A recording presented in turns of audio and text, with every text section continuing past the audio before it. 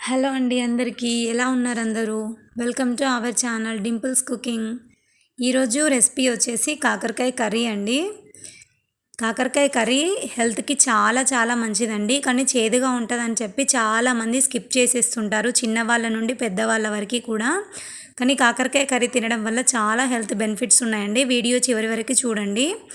ముందు రోజు కాకరకాయలు కట్ చేసుకొని పెట్టుకొని అస్సలు వాటర్ అనేది లేకుండా చేసేయాలన్నమాట. నెక్స్ట్ డే మనం స్టవ్ ఆన్ చేసుకొని బౌల్ పెట్టుకొని అందులో ఒక 5-6 స్పూన్ల ఆయిల్ వేసేసుకోవాలి. ఆయిల్ హీట్ అయిన తర్వాత దాంట్లో కాకరకాయ ముక్కలు డైరెక్ట్గా వేసేయాలన్నమాట. ఎందుకంటే పసుపు, అల్లం వెల్లుల్లి పేస్ట్ ఏం వేసినా కూడా కాకరకాయలు ఫ్రై అవ్వవు అండ్ బౌల్కి అంటుకుంటుంది అన్నమాట, మొత్తం మాడిపోతుంది, అడుగంటుతుంది. సో అందుకని చెప్పేసి కాకరకాయ ముక్కలు వేసేసుకోవాలి. కాకరకాయ ముక్కలు వేసేసిన తర్వాత మంచిగా కలుపుకోవాలి. ఆయిల్ మొత్తం ముక్కలకి పట్టాలన్నమాట, అప్పుడే మంచిగా ఫ్రై అవుతాయి. ఈ విధంగా కలుపుకొని ఒక 10 నిమిషాలు మీడియం ఫ్లేమ్లో పెట్టి మూత పెట్టుకోవాలన్నమాట.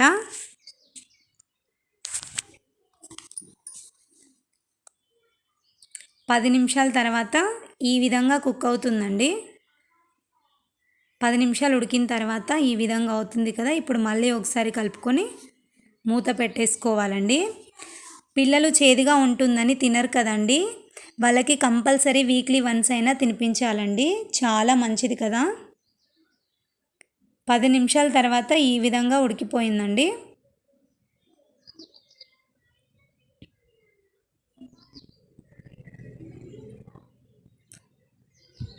కాకరకాయ వీక్లీ 2 టైమ్స్ తినడం వల్ల హెల్త్కి చాలా మంచిదండి. షుగర్ లెవెల్స్ కంట్రోల్లో ఉంటాయి, ఇమ్యూనిటీ పవర్ పెరుగుతుంది, బ్లడ్ క్లీన్ చేస్తుంది.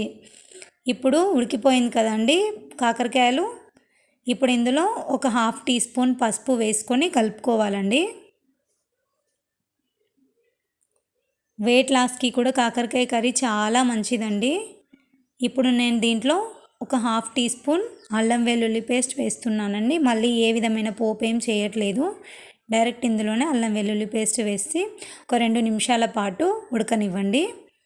2 మినిట్స్ తర్వాత మూత తీసుకొని మన టేస్ట్కి సరిపడా ఉప్పు వేసుకోండి. మీరు కొంచెం ఉప్పు ఎక్కువ తింటే ఎక్కువ, తక్కువ అయితే తక్కువ, మీ టేస్ట్ని బట్టి వేసుకోండి. ఆయిల్ ఎక్కువ వేయలేదండి, తక్కువనే వేసాను కదా, మీరు చూసారు కదా. వెయిట్ లాస్కి చాలా మంచిది కదండి. హెల్త్కి కావాల్సిన పోషకాలు కూడా కాకరకాయలో చాలా ఉన్నాయండి. ఇప్పుడు ఇందులోనే ఒక స్పూన్ కారం వేస్తున్నానండి. కారం వేసి మొత్తం కలుపుకోవాలండి. కలుపుకొని మూత పెట్టుకొని 1 నిమిషం పాటు ఉడకనివ్వండి. ఈ విధంగా ఉడికిన తర్వాత ఆయిల్ అంతా తేలుతుంది, చూసారా. ఇప్పుడు పూర్తిగా ఉడికిపోయింది కదా. దీంట్లో కొత్తిమీర వేసుకోండి.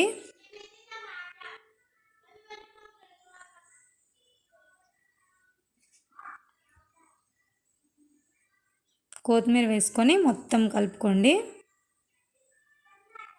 చూసారు కదండి, టేస్టీ కాకరకాయ కర్రీ రెడీ అయిపోయింది. ఇప్పుడు చేదు పోవడానికి ఏం చేయాలంటే, మనం పిల్లలు తినాలి కాబట్టి ఒక నిమ్మకాయ హాఫ్ కట్ చేసుకొని దాన్ని లాస్ట్లో గ్యాస్ ఆఫ్ చేసిన తర్వాత కాకరకాయలో వేసి కలుపుకుంటే కాకరకాయ కర్రీ రెడీ.